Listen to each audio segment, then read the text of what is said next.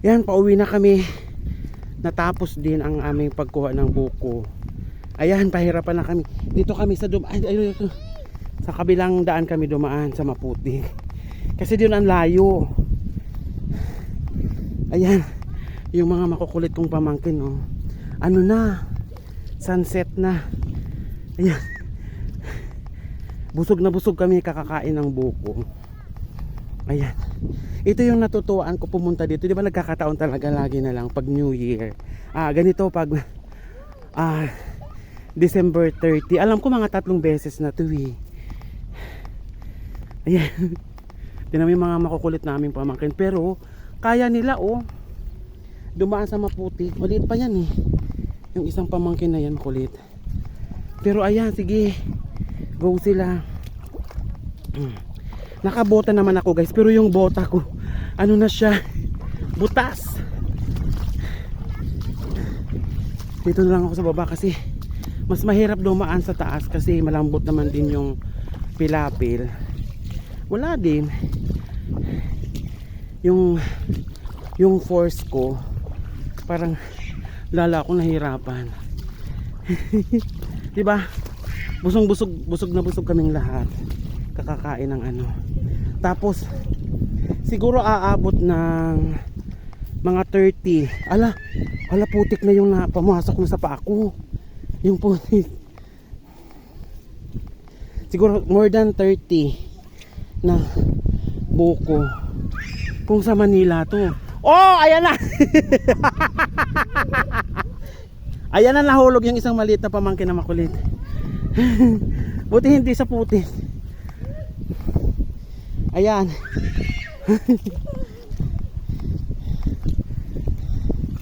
Ayan na, nahulog dito yung pamangkin kong isa. Pero mahirap talaga. Aray ko. Mahuhulog din ako guys. Sakit sa kamay. Diretso na kayo.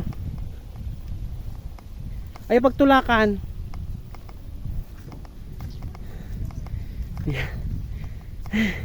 Actually dito lang naman medyo mahirap. Pag dito yung doon sa may malapit na ano naman na siya, anong tawag dito, maayos naman yung daanan. Dito lang medyo ako din guys pagod. Nahirapan ako anong tawag nito, nahirapan ako maglakad sa putik. Basang basahan, butas din kasi itong bota ko. Ayan guys, pakita ko sa inyo yung bota ko. Ayan, ay tapon yung sabaw na dala-dala ko. Nagdala kami ng sabaw ng nyugay ng buko. Aray ko, ay, busog is real. Isang ano to, 1 gallon yata to eh, nadala ko. Tapos yung isa kong pamangkin may dala pa din siyang isang pitchil na sabaw. Ramdam ko putik na yung paa ko. Buti na lang nag-medyas ako para hindi papasok yung putik sa paa ko. Pero ang galing-galing nila oh. Palata ako. Ayan. Diba? Sakit. Ay sakit, hirap. Ayan, dito na kami. Pero malayo-layo pa to, hindi pa more than half pa. Siguro kung i-compute kung ilang kilometers, siguro mga 10, ay di man naaabot.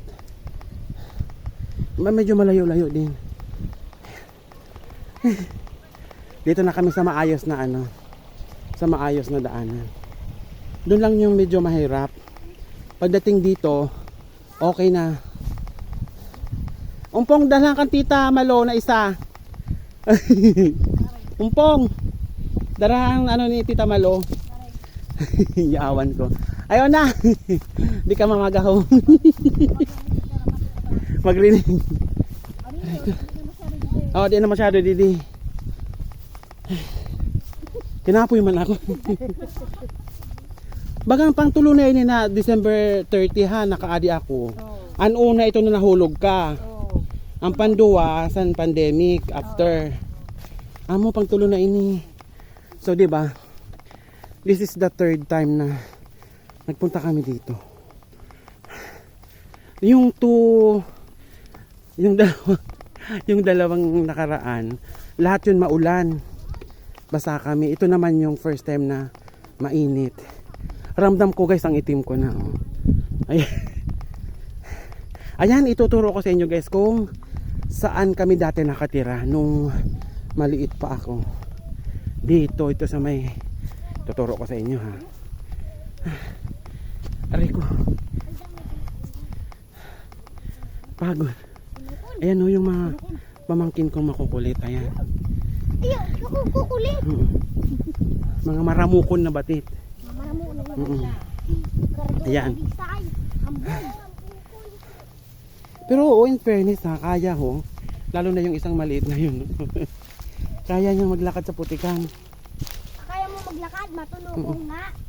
Ang chinelas niyo ano ni kuha niya. Ayan. Dito na kami, malapit-lapit na ng konti. Ayan. Ito yung exact na bahay namin dati. Itong ano na to, wait lang ha. Dinara na ada. Dinara ng chinelas. Ayan. Itong puno na ito nung yung amin ang payag niyo Manay-Malo. Yan. Dito exactly ang bahay namin dati. Ito. Dinara na ada. Ayan. Ito yung exactly bahay namin nung dito yata ako pinanganak eh. Ay hindi sa bayan pero lumipat kami dito nung yung kapatid naming bunso, ito mismo yung exact na bahay namin. Maganda dito yung lupa dati. Matigas. Para siyang simento. Ayan.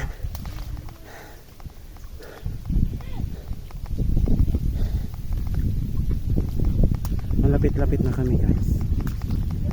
Ito dati ano to eh. Tapunan to. Ano hindi pa to palayan dati. Ano pa ini? Tawag nito.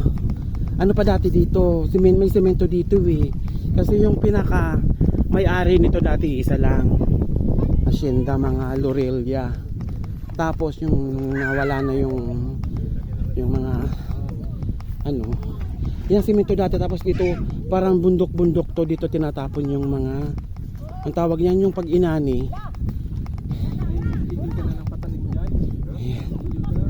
Yan dito ang exact. Tapos doon naman sa may kabila yung may niyog na yon. Doon naman nakatira yung asawa ni Manay-Malo, yung naka-red na yan. Diyan sila din nakatira dati. Tapos malaki din yan, may semento din dyan. Hindi pa ganyan palayan yan dati. Semento. Tapos itong dinadaanan namin to dati, semento din to eh. Na ano to eh, yung irrigation. Sa katagalan na ayan, ginawa na lang nila palayan din para maging ano na, productive na. Tapos lumipat na kami doon sa barrio doon sa malapit na sa kalsada. Ay ano naaalala ko, grade 4 yata ako, grade 3 yung elementary, doon kami lumipat. Ayan. So guys, napagod na ako, i-end ko muna dito. Bye.